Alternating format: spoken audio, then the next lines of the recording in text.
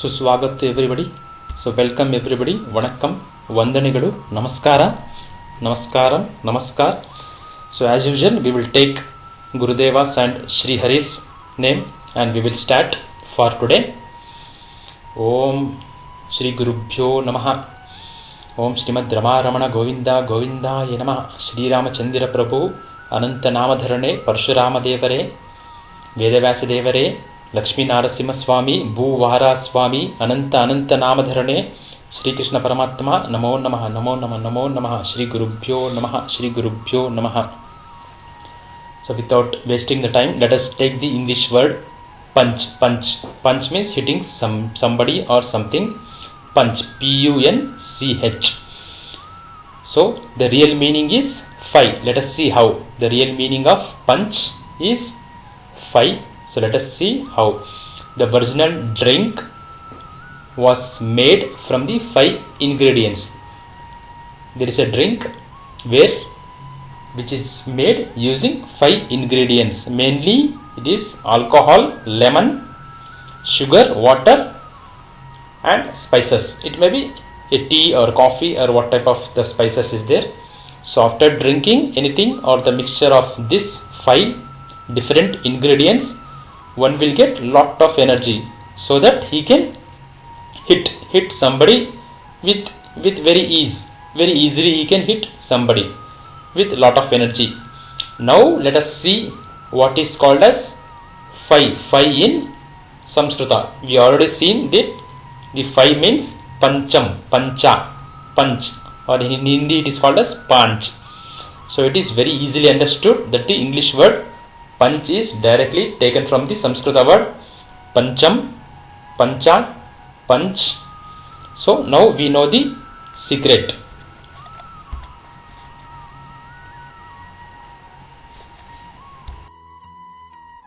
Dear friends, let us move with the next word. Let us take the word rice, R-I-C-E, rice. We know that rice is the most famous and regularly used food ingredient all over the world. It may be India, China, anywhere. It is most part of the world population, global population are eating rice as their main food ingredient. In Sanskrita, rice is known as vrihi. Now you can ask me, what is the relationship? What is the similarity between the English word rice and the Sanskrita word vrihi? So let us do some R&D, research and development work with the both Sanskrita word and the English word. So here if we take the Sanskrita word vrihi and we separate it, so it will become, see for example if we take vrihi, let us pronounce like an English person, like an European person, vrihi. In Sanskrit it is known as vrihi. So if an English or an European person pronounces this, it will become as rihi. So it has become rice, vrihi, rice. So just pronounce like an English person, like an European person. You will understand the difference and the similarity. So again, if you take directly also, instead of vri is very difficult for Europeans or the Middle East person to pronounce vri. Instead of vri, they have made it only simple ri. So instead of the next he, they are making the is rice. So just think as an European person and pronounce it. So let us take the next English word known as sandalwood, the most famous sandalwood, which is used very as an auspicious tree by the Indians, by the Bharatiya Sanatana Dharma people, especially the Vaishnavas who think as Sri Hari or Sri Rama or Sri Hari as the greatest God, the only God.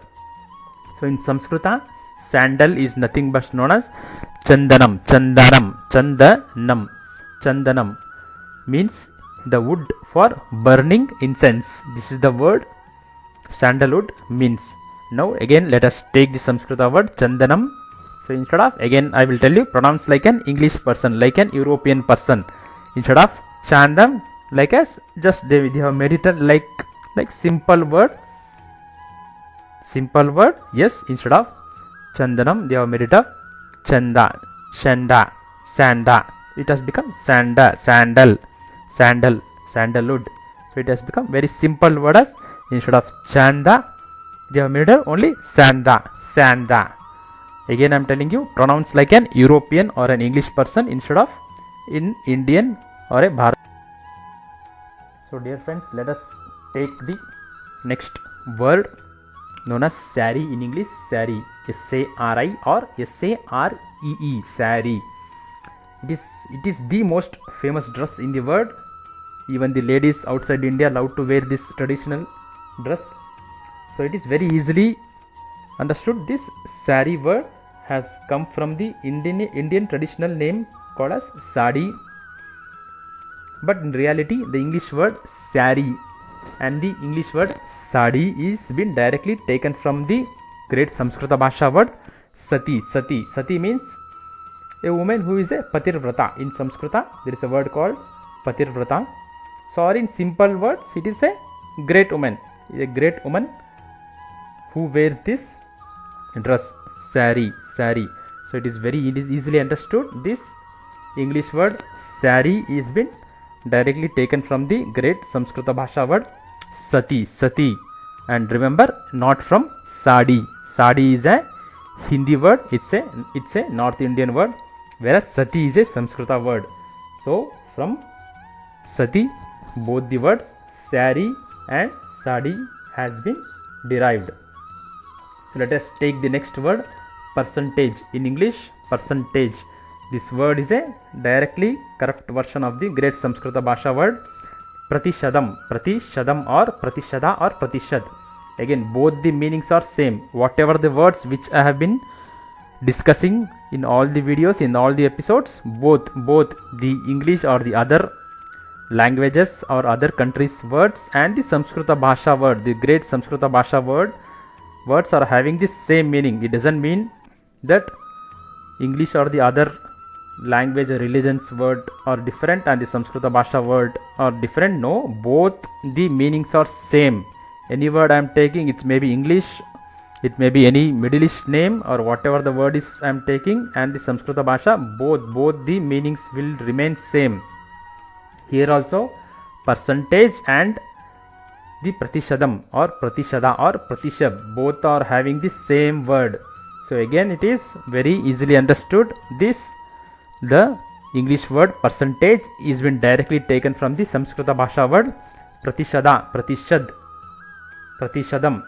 Even today, it may be any part of India, this Pratishadam or Pratishada or Pratishad word is been still used. Percentage for the word percentage. So let us move forward. Let us take the word cow. Cow, we know in Sanskrit it is known as Gomata, mother cow. It can be pronounced in different ways. Gau, go, go. So many of us know the meaning. Go is nothing but cow in Samskrita. In English it is known as cow. In Samskrita it is known as go. It's not only in English, we can see there are different languages also, like German it is known as like boss. So it is all different words, but again it has been taken from the great Samskrita Bhasha only. It's again the mispronounced word. Instead of go, they are pronounced it as ko. Ko. Again I am telling you, my dear friends, pronounce like an European or the Middle East person, you will be easily able to understand. The accent will always remain different. It's not that English or the Middle East accent is same as the Samskrita Bhasha. No, it is always different. Further, let us discuss the next English word. So let us take the next English word, navigation. Navigation. In Samskrita we have a word known as Navagata. Navagata. Here Nava means ship in Samskrita and Gata means a way.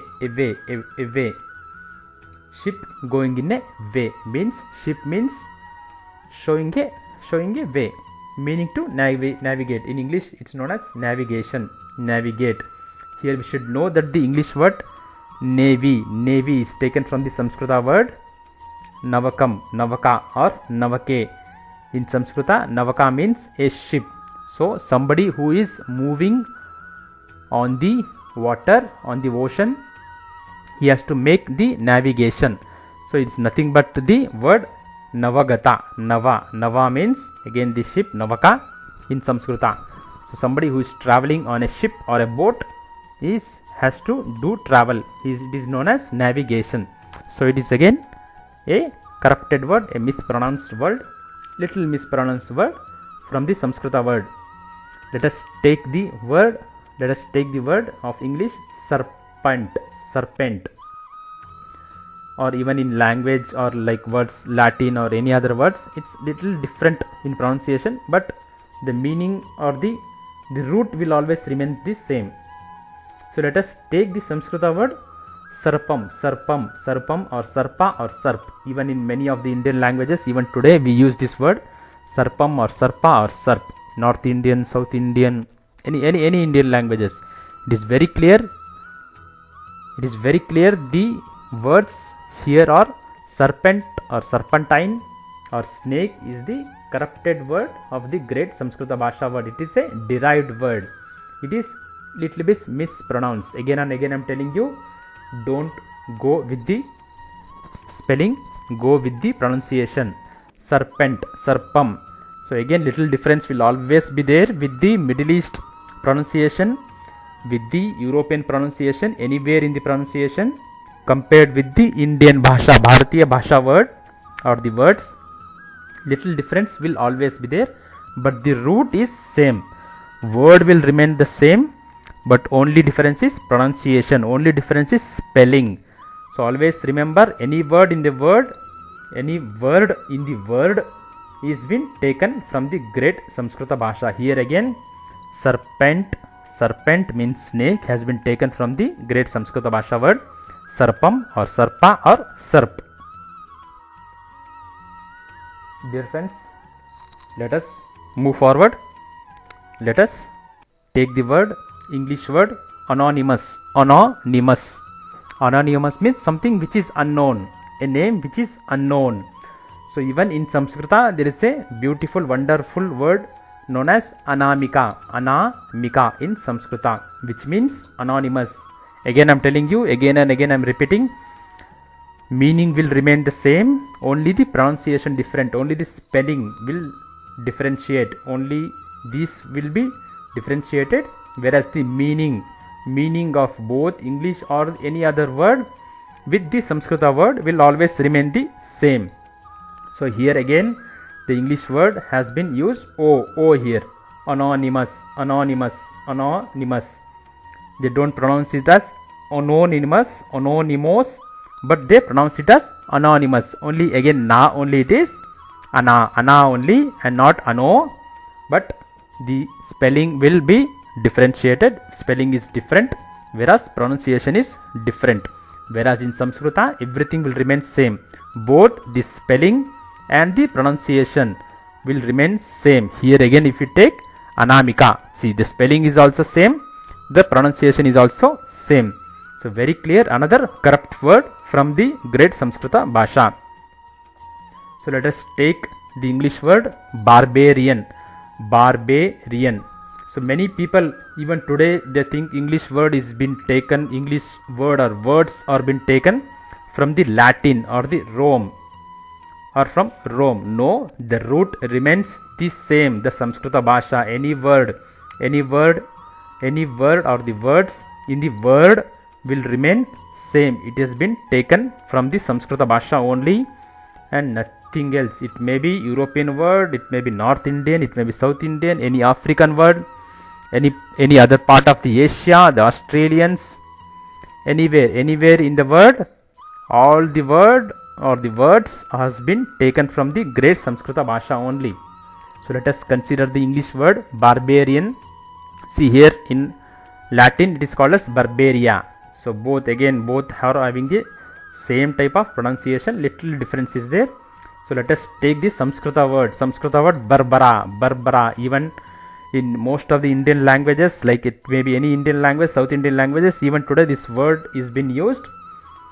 Barbara, barbarta se mara gaya. For example, in Hindi if you take barbarta se mara gaya, in Hindi It is like this. And in Kannada, if you take barbaravagi avanu satta, he died like this, like a barbara. So only difference is again the spelling, the pronunciation difference is little bit, but the spelling will differ. It may be any, again and again I am repeating you, it may be European or any Middle East or any language. The pronunciation will differ little bit, spelling will differ, but the root will always remain the same. That is the great Samskrita Bhasha. Also in Mahabharata, we have a person who is the grandson of the Sri Bhimasena, who is the second of the Pandavas. He is the second of the Pandavas. His son was Ghatotkacha, and Ghatotkacha's son was Barbarika. Bhimasena's grandson was known as Barbarika. He was so barbaric that even with his one arrow he would have killed many lakhs, millions of people. He can easily kill. So that's why he is known as Barbarika. Barbarika means nothing is in Sanskrita or any Indian language, it's known as very cruel. Even again the meaning remains same, only difference is pronunciation, spelling. Pronounce as a European or a Middle East. If you can understand the similarity or the difference. So again and again I am repeating you, please go and watch my first video. From my first video, then only we will be able to understand it in a much better way. So let us conclude for today. I request you, I suggest you, please go and watch from the first video. So if you like this video or the other earlier videos, please like it, share it, comment it, and please subscribe it. For subscribing, there is no need to give even a penny, there is no need to give even a paise, it's free of cost. So again, please go and see the first video, start from the first video instead of seeing from the middle or this video. Please go and see the first video. So let us conclude for today. Again, let us take the Shri Hari's name and let us conclude. Om Shrimad Rama Ramana Govinda Govindaya Namaha. Shri Ramachandra Prabhu Vedavyasadevare Ananta Namadharane Shriman Narayana Mahavishnu Parshurama Devare Vedavyasadevare Shri Krishna Paramatma Namo Namaha. Sarvam Shri Vishnu Prityartham Sarvam Shri Krishnaarpanamastu.